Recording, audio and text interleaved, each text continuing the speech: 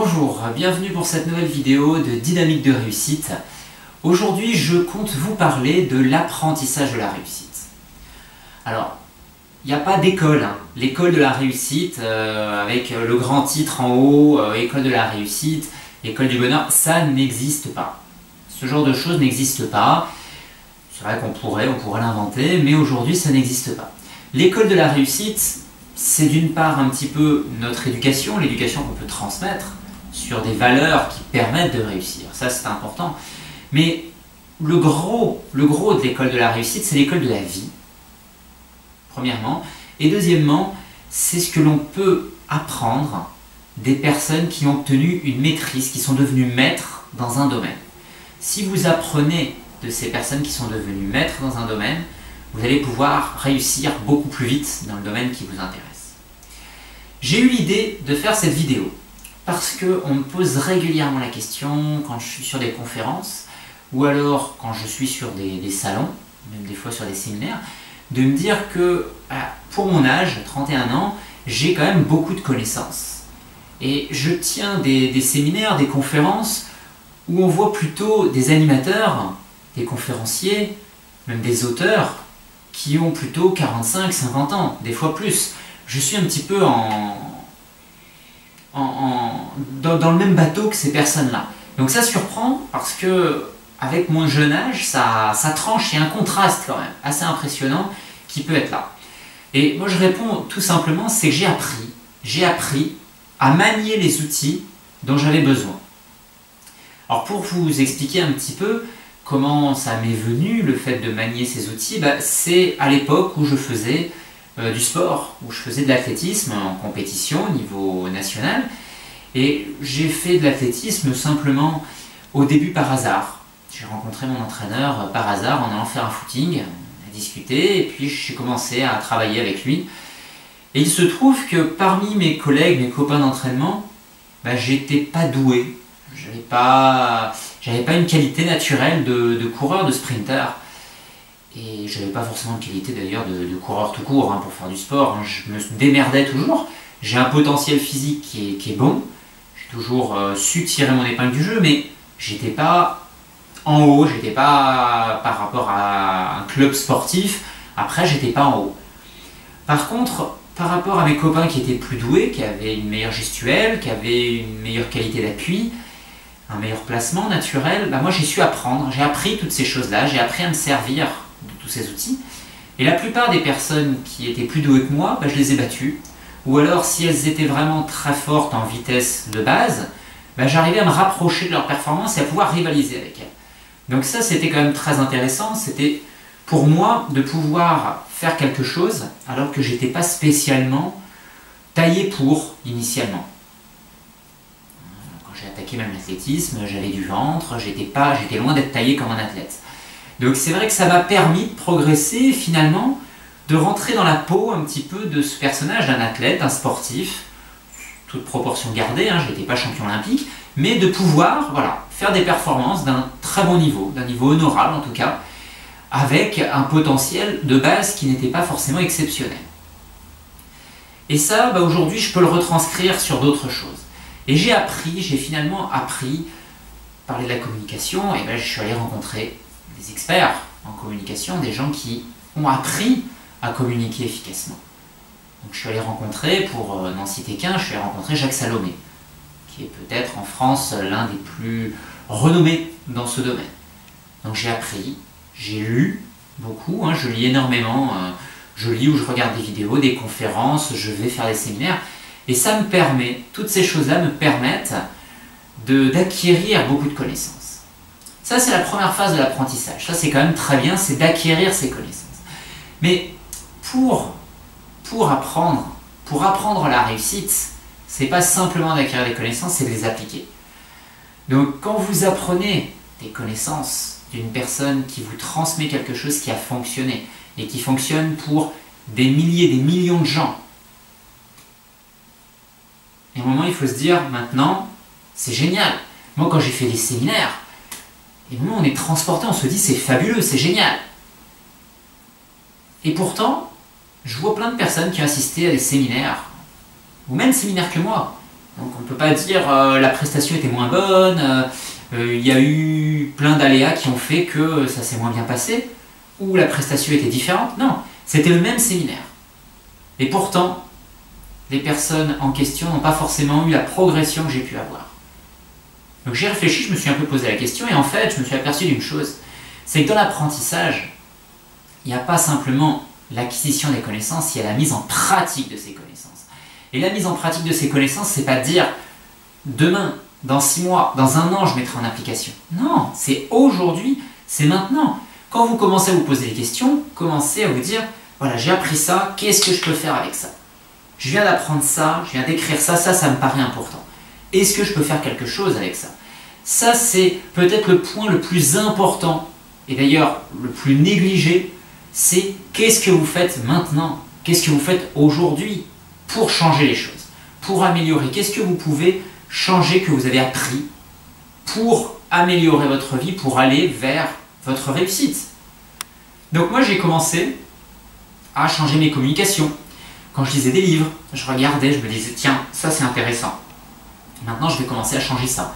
Par exemple, je vais vous donner un exemple que j'ai eu, ça c'était il y a quand même pas mal de temps, il y a pas loin d'une dizaine d'années, 8 ans peut-être, 8-10 ans, je lisais un livre et je me disais, c'est vrai que je suis trop dans le jugement des autres.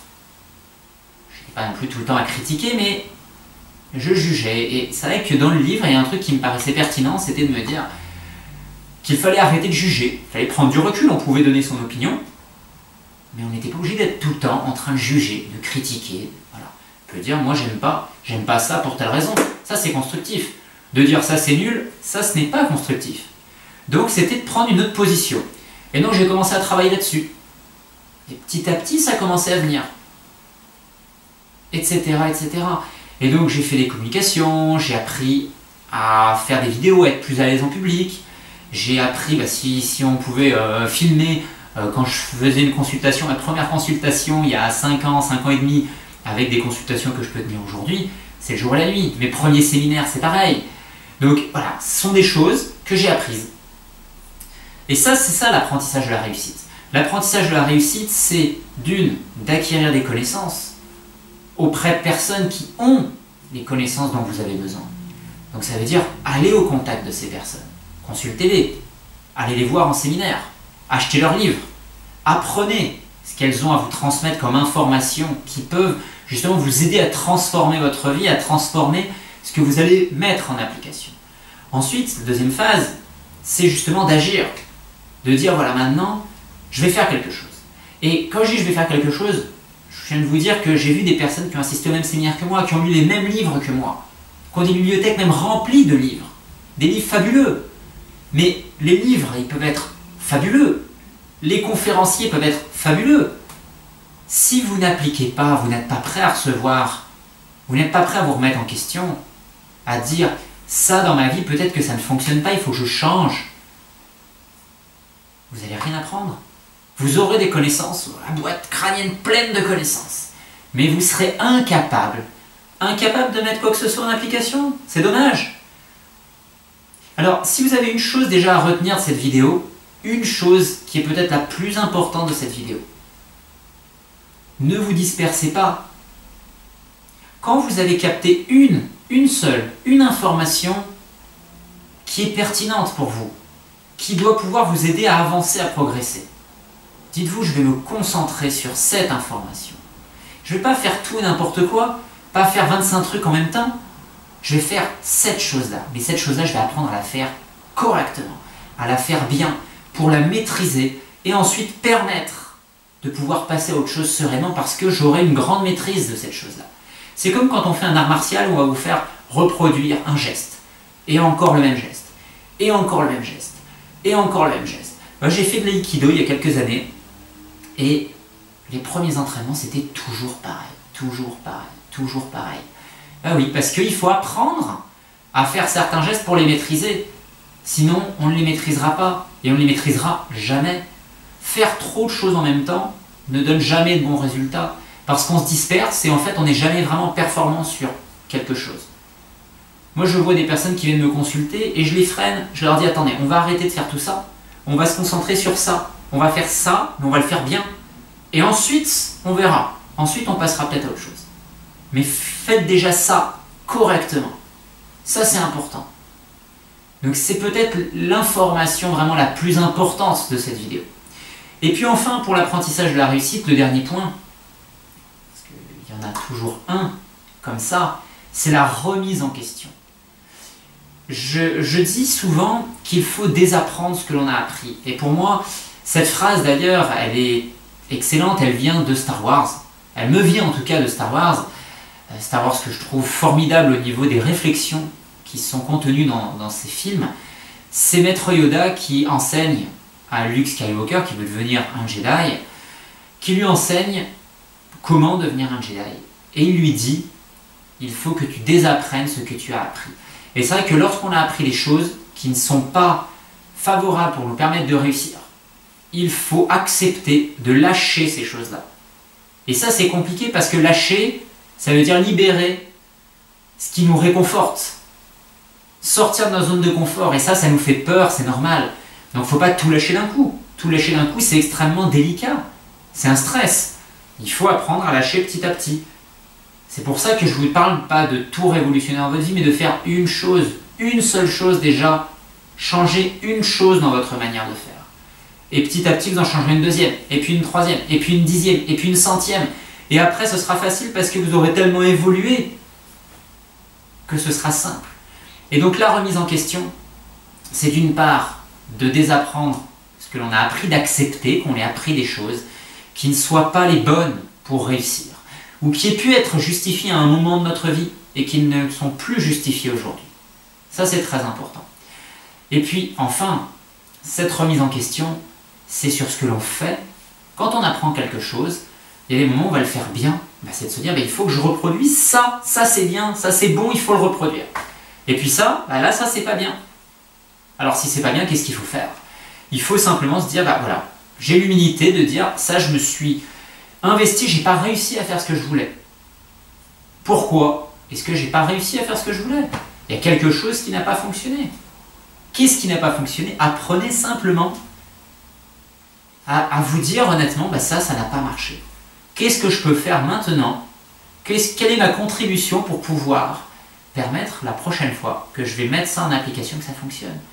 Est-ce qu'il faut que je demande un conseil à quelqu'un de plus avisé? Est-ce qu'il faut simplement que j'apprenne peut-être à faire ça différemment? C'est ce qu'on appelle la persévérance. Pour justement se remettre en question, dire voilà, ça je l'ai fait de telle manière, ça ne fonctionne pas. Il faut que peut-être que je me mette à le faire d'une autre manière. Ou alors il faut que je le répète le geste, parce que le geste je ne le maîtrise pas pour arriver à le faire correctement. J'adore cette phrase, et je vais finir là-dessus, de Thomas Edison, qui lorsqu'il a inventé l'ampoule à incandescence, il a mis quand même à peu près 10 000 fois, 10 000 échecs pour arriver à son résultat. Et un journaliste un jour lui pose la question, lui dit « Vous avez échoué 10 000 fois ». Et lui il dit « Non, j'ai trouvé 10 000 solutions de ne pas y arriver, 10 000 manières de ne pas y arriver ». Donc ces 10 000 manières de ne pas y arriver lui ont permis de trouver la bonne solution. Si vous voyez les choses de cette manière-là, vos échecs, vos ratés, les choses qui ne sont pas exactement comme vous le voulez, vous allez pouvoir les améliorer. Parce que vous n'allez pas voir l'échec qui va vous freiner. Vous allez voir ce que vous allez pouvoir transposer par rapport à cet échec. Et ça fait partie de l'apprentissage. Et c'est là un point très important de l'apprentissage, cette remise en question. Donc, n'oubliez pas ces 3 points qui sont d'apprendre, de mettre en application et ensuite de se remettre en question pour que ces applications puissent fonctionner correctement. Et après, il y a un 4e point, ça c'est la petite cerise sur le gâteau, c'est le petit bonus, c'est la transmission. Si vous êtes capable de transmettre ce que vous avez appris à pratiquer correctement, j'insiste sur le correctement, si vous êtes capable de transmettre ça, ça veut dire que vous êtes capable, vous avez compris, vous avez intégré, vous savez comment le faire fonctionner, et donc vous pouvez faire passer aux autres. Et là, la boucle est bouclée. C'est-à-dire que vous avez appris quelque chose, vous avez compris comment ça fonctionnait, vous avez appris à le manier, et ensuite vous le passez à quelqu'un d'autre pour qu'à son tour il puisse entretenir la chaîne. Et là, vous avez normalement maîtrisé le sujet que vous avez entrepris. Je vous laisse réfléchir là-dessus, méditer sur tout ça. Et encore une fois, si vous avez une chose la plus importante à retenir déjà de cette vidéo, c'est dès aujourd'hui, dites-vous qu'est-ce que vous pouvez faire dès aujourd'hui pour avancer, pour changer votre vie, pour aller vers ce qu'il vous plaît, pour que votre vie devienne réellement plus agréable. Une seule chose aujourd'hui à changer. C'est à vous de décider laquelle, mais changez et mettez en application. Une petite chose à maîtriser. Je vous souhaite une très bonne journée et je vous retrouve très bientôt.